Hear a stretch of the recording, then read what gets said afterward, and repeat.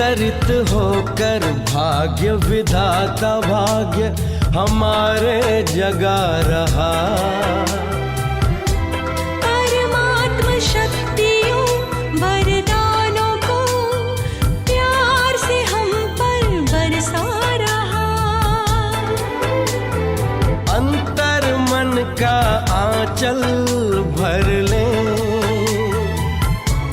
चलो आज जीवन सफल कर ले। अंतर मन का आंचल भर ले, अवतरित होकर भाग्य विधाता भाग्य हमारे जगा रहा। अवतरित होकर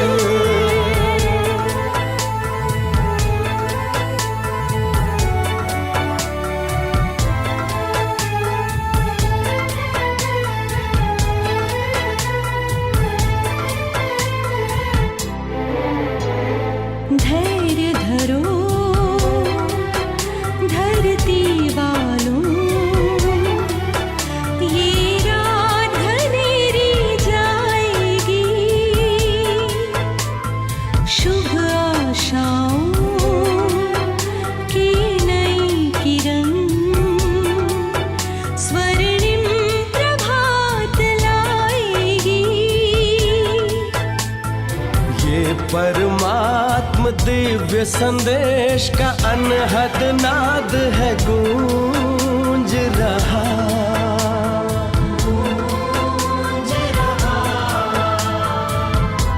परमात्म शक्तियों वरदानों को प्यार से हम पर बरसा रहा।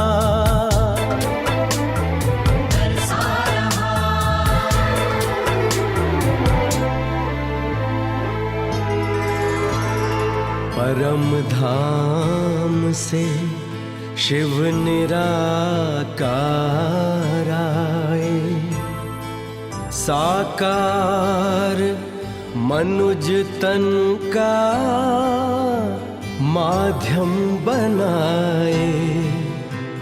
दिया दिव्य नाम ब्रह्मा जिनको, कहा आए नव सृष्टि रचाएं। जीवन हुआ कमल हृदय हर पल आनंद विभोर हो रहा। परमात्म शक्तियों वरदानों को प्यार से हम पर बरसा रहा।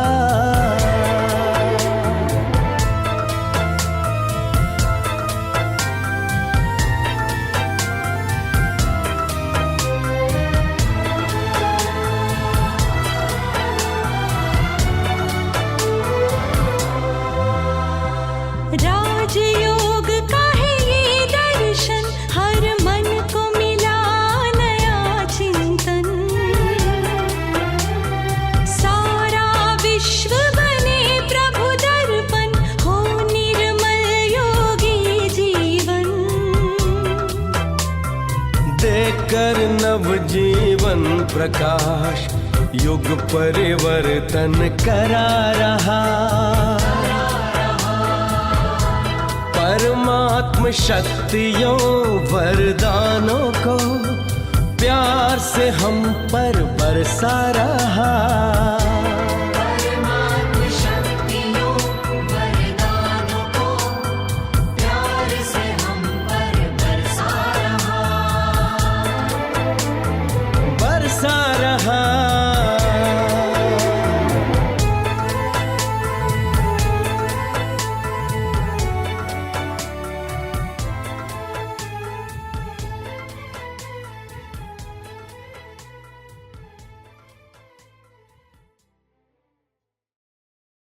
ओम शांति। प्यार का सागर शिव बाबा जब शिक्षक बनकर हमें मीठी मीठी शिक्षाएं देते हैं, सावधानियां देते हैं, तो उन शिक्षाओं में, उन सावधानियों में भी बाप का प्यार कहीं ना कहीं निहित ज़रूर होता है। उस प्यार को यदि हम समझ जाएं तो बाबा जो सुनाते हैं, जो समझाते हैं, जो डायरेक्शन देते हैं, उन डायरेक्शंस को अपने जीवन में अमल में लाना, उन शिक्षाओं को यथार्थ रीति बुद्धि में धारण करना, बुद्धि को दिव्य बनाना बहुत सहज हो जाए। क्योंकि संसार में हर असंभव को संभव करने की जो शक्ति है वो प्यार है। जो निर्बल से निर्बल व्यक्ति को भी बलवान बना देता है वो प्यार है। इस प्यार की शक्ति से मनुष्य अपने जीवन के अंदर बड़े से बड़ा परिवर्तन कर लेता है, खुद को खत्म भी कर देता है और नीचे से ऊपर भी हो जाता है। तो ईश्वरीय शक्तियों का जो यथार्थ आधार है, ईश्वरीय प्राप्तियों का जो यथार्थ आधार है, वास्तव में ये प्यार है। तो जितना हम बाबा को दिल से अपना बना लेते हैं, इस प्यार को अपने जीवन में समा लेते हैं, उतना बाप समान बनना सहज अनुभव करने लगते हैं। तो सुनते हैं बाबा के प्यार भरे अमूल्य महावाक्य, मधुर महावाक्य। आज है 13 दिसंबर 2024। बाबा के महावाक्य हैं, मीठे बच्चे अपने लक्ष्य और लक्ष्यदाता बाप को याद करो। दो चीज़ें, एक है लक्ष्य, क्या बनना है, दूसरा जो लक्ष्य दे रहा है उस बाबा को याद करो तो दैवी गुण आ जाएंगे। किसी को दुख देना, ग्लानि करना, यह सब आसुरी लक्षण है। नोट करेंगे दो चीज़ें, दुख देना और ग्लानि करना। कभी किसी की ग्लानि नहीं करनी है ना। प्रश्न है, बाप का तुम बच्चों से बहुत ऊंचा प्यार है। प्यार है परंतु छोटा मोटा प्यार नहीं है, ऊंचा प्यार है। उसकी निशानी क्या है? उत्तर है बाप की जो मीठी मीठी शिक्षाएं मिलती हैं, यह शिक्षाएं देना ही उनके ऊंचे प्यार की निशानी है। बाप की पहली शिक्षा है, मीठे बच्चे, श्रीमत के बगैर कोई उल्टा सुल्टा काम नहीं करना। दूसरा, तुम स्टूडेंट हो, तुम्हें अपने हाथ में कभी भी लॉ नहीं उठाना है। तुम अपने मुख से सदैव रत्न निकालो, पत्थर नहीं। ओम शांति।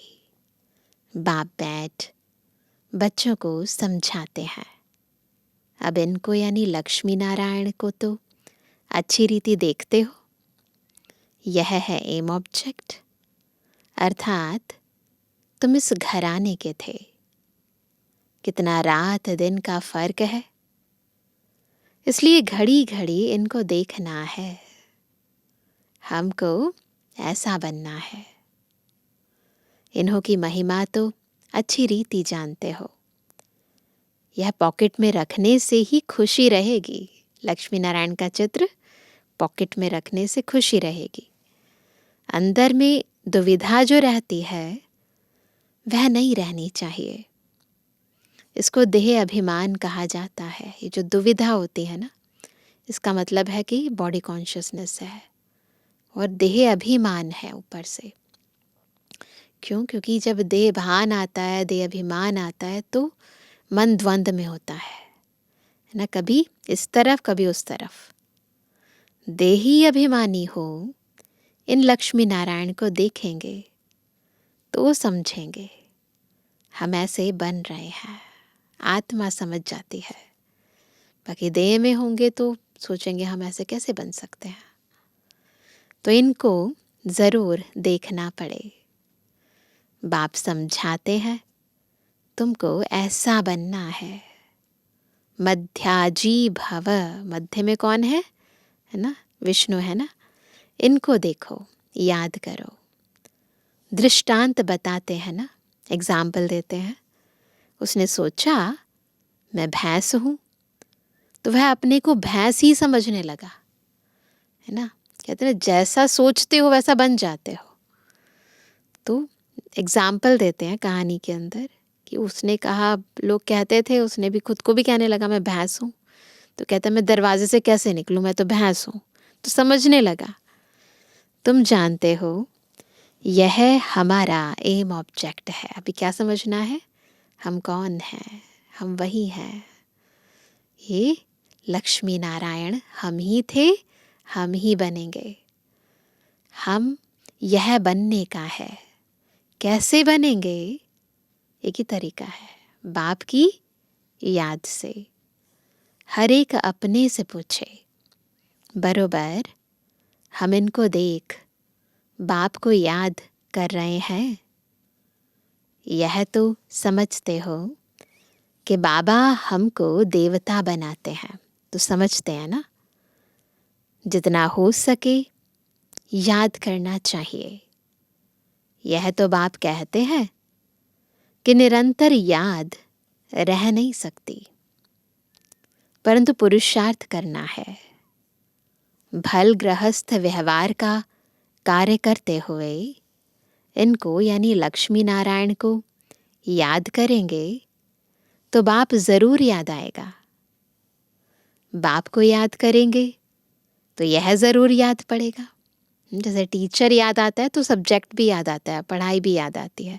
पढ़ाई याद आती है तो टीचर भी याद आता है। हमको ऐसा बनना है, यही सारा दिन धुन लगी रहे। क्या धुन लगी रहे, मुझको ऐसा बनना है। तो पॉकेट में चित्र होगा ना, तो देखते रहेंगे, तो फिर एक दो की ग्लानि कभी नहीं करेंगे, है ना। यह ऐसा है, फलाना ऐसा है, जो इन बातों में लग जाते हैं। इसे क्या कहते हैं, परदर्शन, पर चिंतन। तो मैंने कहा जो इन बातों में लग जाते हैं वह ऊंच पद पा नहीं सकेंगे। तो ये परदर्शन, पर चिंतन, परमत पतन की जड़ है। ऊंचा उठने नहीं देंगे, ऐसे ही रह जाते हैं। कितना सहज करके समझाया जाता है। इनको याद करो, बाप को याद करो, तो तुम यह बन ही जाएंगे। यहाँ तो तुम सामने बैठे हो। तो बाबा ने मधुबन में मुरली चलाई ना, तो वो कहते यहाँ तो तुम सामने बैठे हो। सभी के घर में यह लक्ष्मी नारायण का चित्र जरूर होना चाहिए। कितना एक्यूरेट चित्र है। इनको याद करेंगे तो बाबा याद आएगा, बनाने वाला भी तो याद आएगा ना।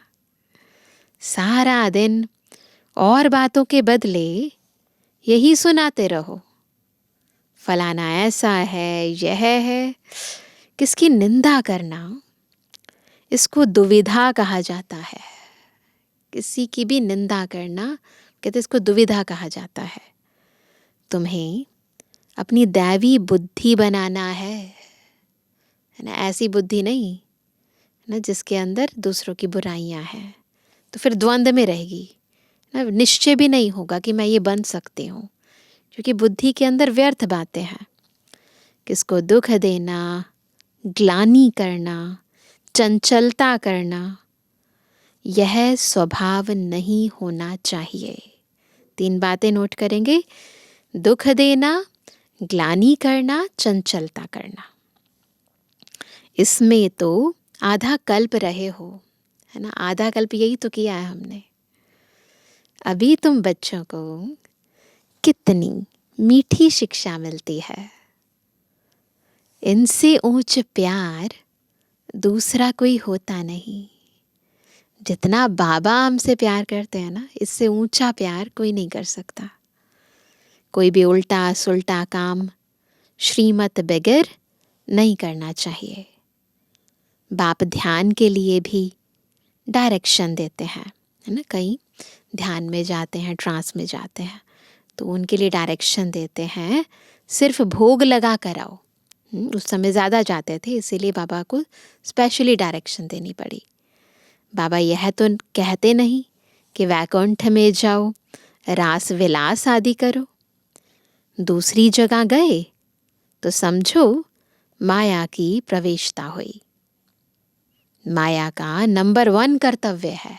क्या है माया का कर्तव्य? पतित बनाना। बाबा का कर्तव्य पावन बनाना, और माया का पतित बनाना। बेकायदे चलन से नुकसान बहुत होता है। हो सकता है फिर कड़ी सजाएं भी खानी पड़े। अगर अपने को संभालेंगे नहीं तो। बाप के साथ साथ धर्मराज भी है, उनके पास बेहद का हिसाब किताब रहता है। रावण की जेल में कितना वर्ष सजाएं खाई हैं। इस दुनिया में कितना अपार दुख है ना। द्वापर से लेकर अब तक, है ना, दुखदाई कर्म करते करते, परमत पर चलते चलते, रावण की मत पर चलते चलते कितना दुख उठाया है। तो बाबा कहते हैं, अभी बाप कहते हैं, और सब बातें भूल एक बाप को याद करो, और सभी दुविधा अंदर से निकाल दो। जो अंदर दुविधाएं हैं सब निकाल दो। विकार में कौन ले जाते हैं? माया के भूत। तुम्हारा एम ऑब्जेक्ट है ही यह है, राजयोग, है ना। बाप को याद करने से यह वर्षा मिलेगा, तो इस धंधे में लग जाना चाहिए। किचड़ा सारा अंदर से निकाल देना चाहिए। माया की पराकाष्ठा भी बहुत कड़ी है, परंतु उनको उड़ाते रहना है। आए उड़ा दो। जितना हो सके याद की यात्रा में रहना है। अभी तो निरंतर याद हो ना सके, आखिरीन निरंतर तक भी आएंगे, तभी ऊंच पद पाएंगे। तो ऐसी याद की यात्रा हो, निरंतर, टूटे ही नहीं।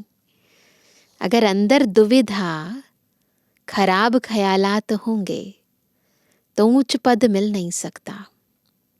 माया के वश होकर ही हार खाते हैं। बाप समझाते हैं, बच्चे गंदे काम से हार मत खाओ। निंदा आदि करते तो तुम्हारी बहुत बुरी गति हो गई है।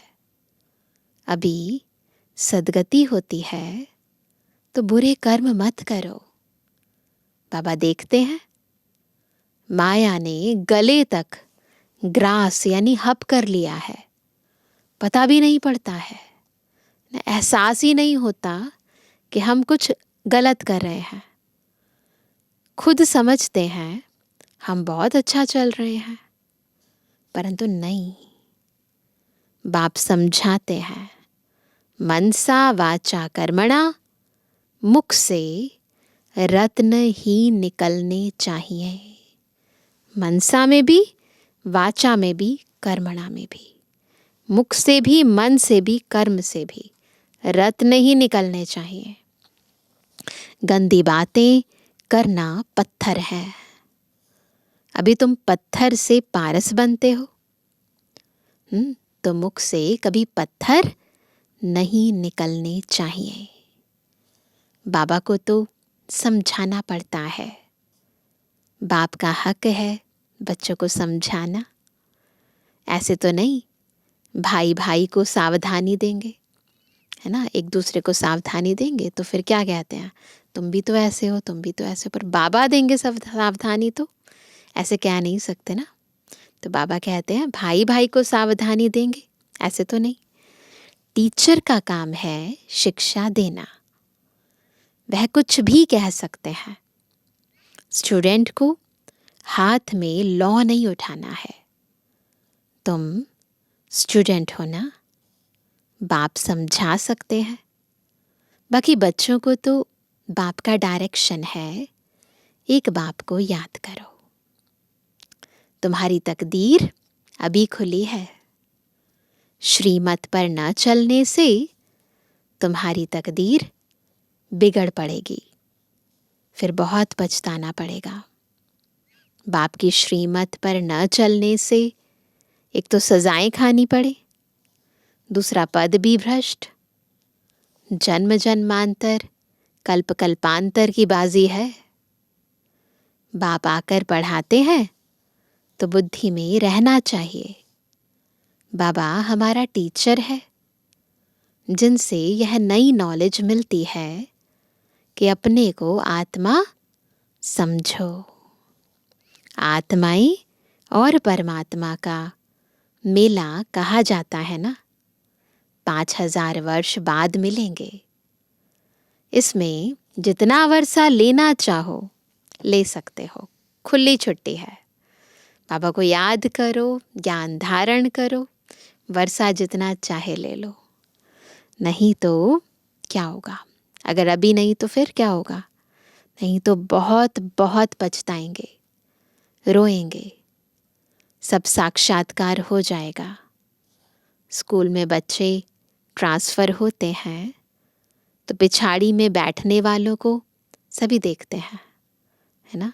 पहले तो ऐसे ही होता था ना, जो बच्चे पढ़ाई में ज़्यादा अच्छे नहीं होते थे तो वो पीछे बैठ जाते थे। यहाँ भी ट्रांसफ़र होते हैं, तुम जानते हो।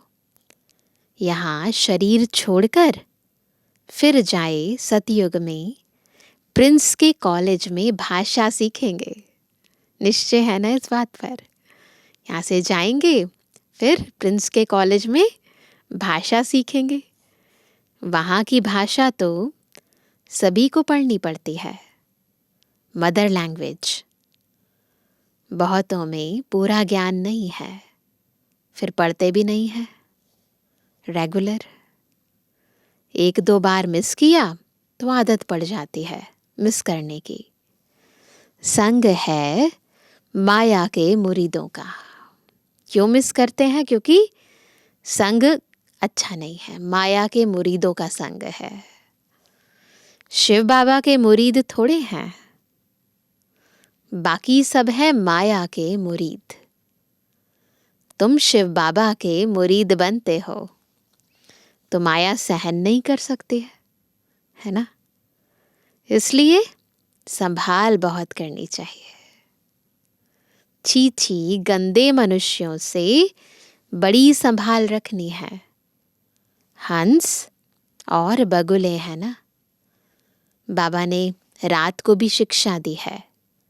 सारा दिन कोई ना कोई की निंदा करना, पर चिंतन करना, इनको कोई दैवी गुण नहीं कहा जाता है। देवताएं ऐसा काम नहीं करते हैं। बाप कहते हैं, बाप और वर्षे को याद करो, फिर भी निंदा करते रहते हैं। निंदा तो जन्म जन्मांतर करते आए हो, है ना। दुविधा अंदर रहती ही है। यह भी अंदर मारा मारी है। जैसे अंदर टग ऑफ वॉर चलती है, दुविधा। एक तरफ बाबा की श्रीमत, दूसरा रावण की मत, दोनों चल रही होती है अंदर। वो कहते ये अंदर मारा मारी है। मुफ्त अपना खून करते हैं, बहुतों को घाटा डालते हैं। जैसे अपना ही, अपने स्वधर्म का, अपने ओरिजिनल नेचर का, है ना, उसी का ही जैसे खून कर देते हैं। तो अपने नेचर के अगेंस्ट काम करते हैं तो फिर एक तरह से खून करना हुआ। बहुतों को घाटा डालते हैं, फलाना ऐसा है, इसमें तुम्हारा क्या जाता है। सबका सहायक एक बाप है। तो बाबा बैठा है ना, तो हमें नहीं सोचना है। अभी तो श्रीमत पर चलना है। मनुष्य मत तो बड़ा गंदा बना देती है। 1-2 की ग्लानि करते रहते हैं। ग्लानि करना, यह है माया का भूत। यह है ही पतित दुनिया। तुम समझते हो कि हम अभी पतित से पावन बन रहे हैं, तो यह बड़ी खराबियां हैं। समझाया जाता है आज से अपना कान पकड़ना चाहिए। सॉरी करते हैं ना, तो कान पकड़ना चाहिए, कभी ऐसा कर्म नहीं करेंगे। कुछ भी अगर देखते हो तो बाबा को रिपोर्ट करनी चाहिए। बाबा के कमरे में जाओ, बाबा को बता दो, है ना। तुम्हारा क्या जाता है? तुम एक दो की ग्लानि क्यों करते हो? बाप सुनता तो सब कुछ है ना। बाप ने कानों और आँखों का लोन लिया है ना, अभी तो और ज़्यादा सुनता है, क्योंकि अव्यक्त बाप दादा है ना। तो अभी बाबा देखता भी है, सुनता भी है, बच्चे क्या करते हैं सब कुछ नोट करते हैं बाबा। बाप भी देखते हैं तो यह दादा भी देखते हैं। चलन वातावरण तो कोई कोई का बिल्कुल ही बेकायदे चलता है। जिनका बाप नहीं होता है उनको छोरा कहा जाता है। वह अपने बाप को भी नहीं जानते, याद भी नहीं करते हैं। जैसे कोई अनाथ होते हैं ना, तो उनको अपने पिता का पता ही नहीं होता है, याद भी नहीं करते हैं। सुधरने बदले और ही बिगड़ते हैं, इसलिए अपना ही पद गवाते हैं। तो यहाँ भी ऐसे ही होता है, भूल जाते हैं ना बाबा को, तो फिर सुधरने के बदले और ही बिगड़ जाते हैं। श्रीमत पर नहीं चलते तो छोरे हैं, जैसे बाप के नहीं हैं। बाबा ने जैसे बिल्कुल अलग ही कर दिया अपने आप से। माँ बाप की श्रीमत पर नहीं चलते हैं। त्वमेव माताश्च पिता, बंधु आदि भी बनते हैं। बाबा तो हमें सर्व संबंधों का सुख देते हैं। तो बाबा कहते इसका मतलब तुमने मुझे अपना बनाया ही नहीं है। परंतु ग्रेट ग्रेट ग्रैंडफादर ही नहीं तो मदर फिर कहाँ से होगी? इतनी भी बुद्धि नहीं। माया बुद्धि एकदम फेर देती है ना। बेहद के बाप की आज्ञा नहीं मानते हैं तो दंड पड़ जाता है, जरा भी सदगति नहीं होती है। बाप देखते हैं तो कहेंगे ना, इनकी क्या बुरी गति होगी, यह तो टांगर अक के फूल हैं, जिसको कोई भी पसंद नहीं करता है। तो सुधरना चाहिए ना, नहीं तो पद भ्रष्ट हो जाएंगे। जन्म जन्मांतर के लिए घाटा पड़ जाएगा। परंतु देह अभिमानियों की बुद्धि में बैठता ही नहीं। आत्म अभिमानी ही बाप से लव कर सकते हैं। तो बाबा से प्यार करने के लिए बहुत ज़रूरी है आत्म अभिमानी स्थिति। परमात्मा से आत्मा को ही दिल से प्यार होता है। बॉडी कॉन्शियस होकर हम देहधारियों को प्यार कर सकते हैं, परमात्मा को उतना लव नहीं कर पाते हैं। बलिहारी जाना कोई मासी का घर नहीं है। बड़े बड़े आदमी बलिहार तो जा न सके, वह बलिहार जाने का अर्थ भी नहीं समझते हैं। हृदय विदीर्ण होता है ना। बाबा को तन मन धन समय संकल्प श्वास शक्ति सब कुछ देना, उसके लिए हृदय विदीर्ण होता है। इतनी हिम्मत नहीं है, ताकत नहीं है। तो बाबा कहते हैं बहुत बंधन मुक्त भी हैं, बच्चा आदि कुछ भी नहीं है। कहते हैं बाबा आप ही हमारे सब कुछ हो, ऐसे मुख से कहते हैं, परंतु सच नहीं। बाबा सब कुछ जानते हैं, मुख से कहते हैं या दिल से कहते हैं या करते हैं। बाप से भी झूठ बोल देते हैं। बलिहार गए तो अपना ममत्व निकाल देना चाहिए। अभी तो पिछाड़ी है तो श्रीमत पर चलना पड़े। बाबा कहते हैं अब तो एंड का टाइम है, अब तो श्रीमत पर चलना चाहिए ना। मिल्कियत आदि से भी ममत्व निकल जाए। बहुत हैं ऐसे बंधन मुक्त। शिव बाबा को अपना बनाया है, एडॉप्ट करते हैं ना। यह हमारा बाप, टीचर, सतगुरु है, तो ये भी एडॉप्शन है ना। हमने बाबा को अपना बनाया है, हम उनको अपना बनाते हैं। उनकी पूरी मिल्कियत लेने, किस लिए बनाते हैं बाबा को अपना? ताकि बाबा से सब कुछ ले लें। जो बच्चे बन गए हैं वह घराने में ज़रूर आते हैं, परंतु फिर उसमें पद कितने हैं? राजाई घराने में भी कितने सारे पद हैं ना। कितने दास दासियां हैं, एक दो को और हुक्म चलाते हैं। दास दासियों में भी ऐसे होते हैं ना, कोई जूनियर होते हैं, कोई सीनियर होते हैं, तो एक दो पर हुक्म चलाते हैं। दासियों में भी नंबरवार बनते हैं। रॉयल घराने में बाहर के दास दासियां तो नहीं आएंगे ना। महल के दास दासियां बाहर काम नहीं करते हैं और बाहर वाले अंदर नहीं काम करते हैं। जो बाप के बने हैं उनको बनना है। ऐसे ऐसे बच्चे हैं जिनमें पाई का भी अक्ल नहीं है। तो बाबा तो सब देखते हैं, सब जानते हैं। बाबा ऐसे तो कहते नहीं कि मम्मा को याद करो व मेरे रथ को याद करो। बाप कहते हैं माम एकम याद करो, बस मुझ एक को। देह के सब बंधन छोड़ अपने को आत्मा समझो। बाप समझाते हैं कि प्रीत रखनी है तो एक से रखो, तब बेड़ा पार होगा। क्या समझाते हैं बाबा? अगर प्रीत रखनी है तो एक से रखो और किसी से नहीं। बाप के डायरेक्शन पर चलो। मोहजीत राजा की कथा भी है ना। पहले नंबर में है बच्चे। बच्चा तो मिल्कियत का मालिक बनेगा, स्त्री तो हाफ पार्टनर है, बच्चा तो फुल मालिक बन जाता है। तो इसीलिए पहले बाबा को अपना बाबा बनाना है ताकि बाबा की सारी प्रॉपर्टी ले लें। तो बुद्धि उस तरफ जाती है। बाबा को फुल मालिक बनाएंगे तो यह सब कुछ तुमको दे देंगे। बाबा थोड़ा ना कुछ रखेगा, बाबा तो अपना भी सब कुछ आपको दे देगा।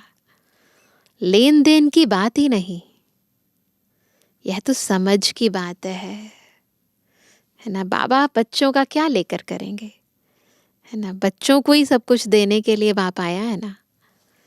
भल तुम सुनते हो फिर दूसरे दिन भूल जाता है।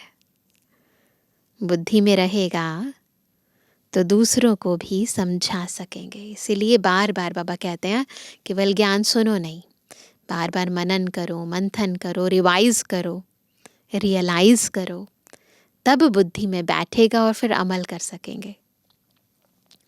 बाप को याद करने से तुम स्वर्ग के मालिक बनेंगे। यह तो बहुत सहज है। मुख चलाते रहो, एम ऑब्जेक्ट बताते रहो। विशाल बुद्धि तो झट समझेंगे। अंत में यह चित्र आदि ही काम आएंगे। इसमें सारा ज्ञान भरा हुआ है। लक्ष्मी नारायण और राधे कृष्ण का आपस में क्या संबंध है यह कोई नहीं जानता। दुनिया में तो कोई भी नहीं जानते कि लक्ष्मी नारायण और राधे कृष्ण का क्या संबंध है ना। अभी हम तो जानते हैं लक्ष्मी नारायण तो ज़रूर पहले प्रिंस होंगे, है ना। पहले तो प्रिंस होंगे ना, तो वही राधे कृष्ण बाद में लक्ष्मी नारायण बनते हैं जब राजगद्दी पर बैठते हैं। बैगर टू प्रिंस है ना, बैगर टू किंग नहीं कहा जाता। तो अभी हम बैगर से पहले प्रिंस बनते हैं, फिर प्रिंस से किंग बनते हैं, प्रिंस के बाद ही किंग बनते हैं। यह तो बहुत ही सहज है, परंतु माया कोई को पकड़ लेती है। किसकी निंदा करना, ग्लानि करना, यह तो बहुतों की आदत है। और तो कोई काम है ही नहीं। बाप को कभी याद नहीं करेंगे, एक दो की ग्लानि का धंधा ही करते हैं। यह है माया का पाठ। तो माया का पाठ बहुत जल्दी समझ में आ जाता है, बाबा का पाठ नहीं आता है। बाप का पाठ तो बिल्कुल ही सीधा है। पिछाड़ी में यह सन्यासी आदि जागेंगे, कहेंगे कि ज्ञान है तो इन बीके में है। कुमार कुमारियां तो पवित्र होते हैं, प्रजापिता ब्रह्मा के बच्चे हैं। हमारे में कोई खराब ख्याल भी नहीं आना चाहिए। तो ये स्मृति में रहे कि हम कौन हैं। ब्रह्मा की संतान है, शिव बाबा की संतान है, तो ख्यालों में भी कोई खराबी नहीं होनी चाहिए। बहुतों को अभी भी खराब ख्यालात आते हैं, फिर इसकी सज़ा भी बहुत कड़ी है। बाप समझाते तो बहुत हैं, अगर कुछ चाल तुम्हारी फिर खराब देखी तो यहाँ रह नहीं सकेंगे। थोड़ी सज़ा भी देनी होती है। तुम लायक नहीं हो, बाप को ठगते हो, तुम बाप को याद नहीं कर सकेंगे। अवस्था सारी गिर जाती है। अवस्था गिरना ही सजा है ना। सजा कैसे मिलती है? जब आंतरिक स्थिति गिर जाती है। श्रीमत पर न चलने से अपना पद भ्रष्ट कर देते हैं। बाप के डायरेक्शन पर न चलने से और ही भूत की प्रवेशता होती है। बाबा को तो कभी कभी ख्याल आता है, कहीं बहुत बड़ी कड़ी सजाएं अभी ही शुरू ना हो जाएं। सजाएं भी बहुत गुप्त होती है ना। तो ये जो सज़ा मिलती है ना, ये प्रत्यक्ष रूप में ऐसे दिखाई नहीं देती जैसे दुनिया में लोग एक दूसरे को सज़ा देते हैं। जब अंदर से आत्मा की अवस्था नीचे गिरती है, अंदर से तकलीफ होती है, दुख होता है, पता चलता है जैसे सज़ा मिल रही है। अब कहते हैं कहीं कड़ी पीड़ा ना आए। बहुत गिरते हैं, सज़ा खाते हैं। बाप तो सब इशारे में समझाते रहते हैं। तो सारी मुरली में बाबा ने बहुत कड़े इशारे दिए हैं। अपनी तकदीर को लकीर बहुत लगाते हैं, इसलिए बाप खबरदार करते रहते हैं। अभी गफलत करने का समय नहीं है, अपने को सुधारो। अंत घड़ी आने में कोई देरी नहीं है। अच्छा, मीठे मीठे स्वर से एबल आज्ञाकारी बच्चों पर माता पिता बाप दादा का याद। Good morning. रूहानी बच्चों की रूहानी बाप दादा को गुड मॉर्निंग, नमस्ते नमस्ते नमस्ते। धारणा के लिए मुख्य सार पहला, कभी भी बेकायदे श्रीमत के विरुद्ध चलन नहीं चलनी है। स्वयं को स्वयं ही सुधारना है। छी गंदे मनुष्यों से अपनी संभाल करनी है। दूसरा, बंधन मुक्त है तो पूरा पूरा बलिहार जाना है। अपना ममत्व निकाल देना है। कभी भी किसी की निंदा व परचिंतन नहीं करना है। गंदे खराब ख्यालातों से स्वयं को मुक्त रखना है।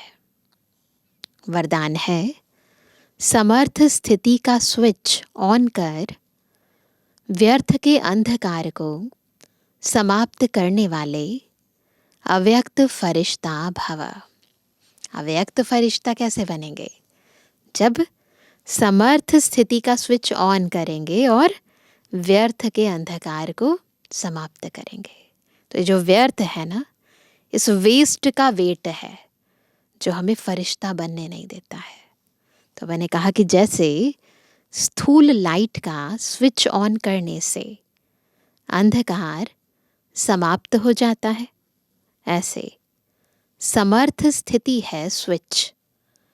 इस स्विच को ऑन करो तो व्यर्थ का अंधकार समाप्त हो जाएगा। एक एक व्यर्थ संकल्प को समाप्त करने की मेहनत से छूट जाएंगे। जब स्थिति समर्थ होगी तो महादानी वरदानी बन जाएंगे।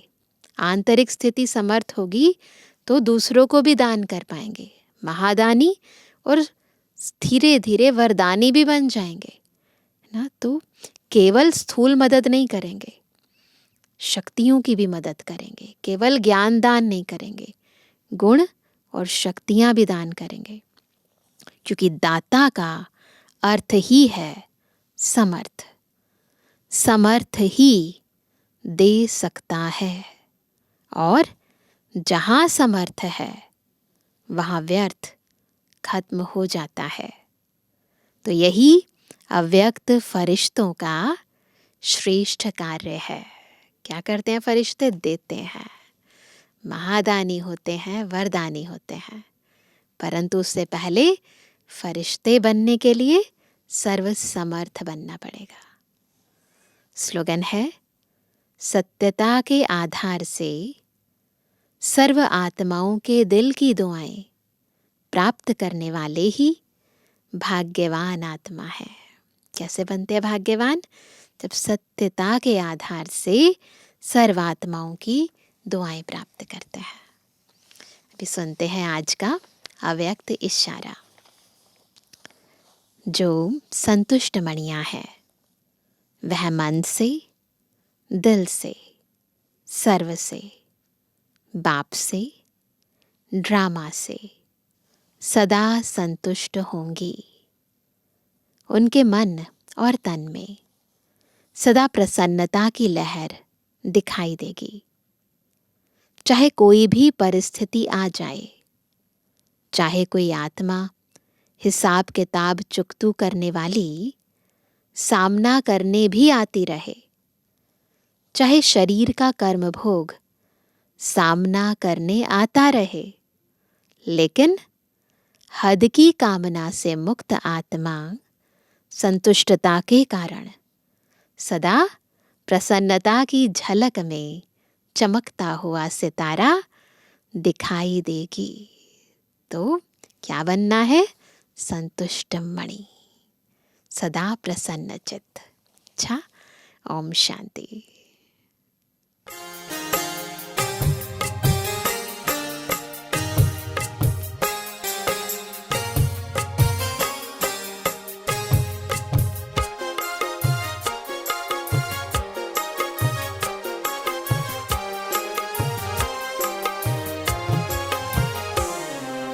मस्तक सिंहासन पे हम आत्माएं राजन बने और शासन चलाएं। कर्मेंद्रियां कर्मचारी हमारी, भृकुटि बीच दरबार अपना सजाएं। मस्तक सिंहासन पे हम आत्माएं राजन बने और शासन चलाएं।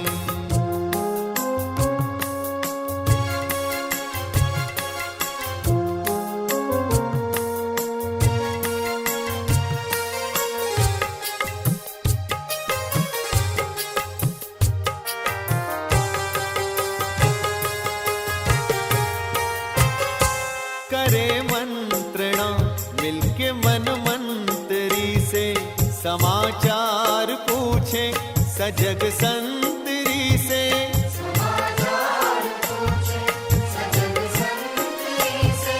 बड़ी सावधानी से इस राजधानी को माया की छाया से पल पल बचाएं। मस्तक सिंहासन पे हम आत्माएं राजन बने और शासन चलाएं। कर्मेंद्रियां कर्मचारी हमारी, त्रिकुटी बीच दरबार अपना सजाएं।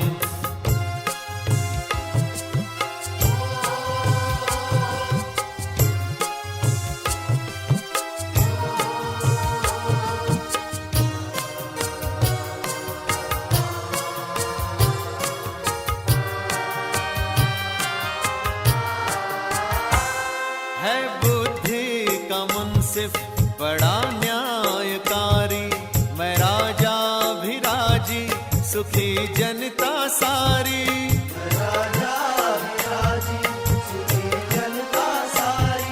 सुसंस्कारों की जो सेना सजग हो, तो दुर्गुण के दुश्मन से धोखा न खाए। मस्तक सिंहासन पे हम आत्माएं, राजन बने और शासन चलाएं। कर्मेंद्रियां कर्मचारी हमारी, त्रिकुटी बीच दरबार अपना सजाएं।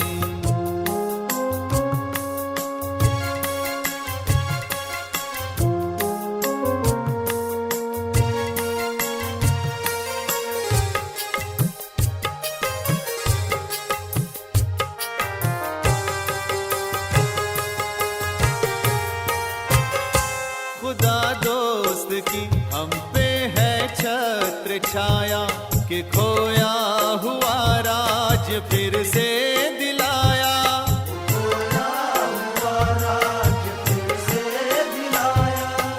उपकार उसने किए हम पे इतने, कि आभार धरती गगन मिल के गाएं। मस्तक सिंहासन पे हम आत्माएं, राजन बने और शासन चलाएं। कर्मेंद्रियां कर्मचारी हमारी, त्रिकुटी बीच दरबार अपना सजाएं।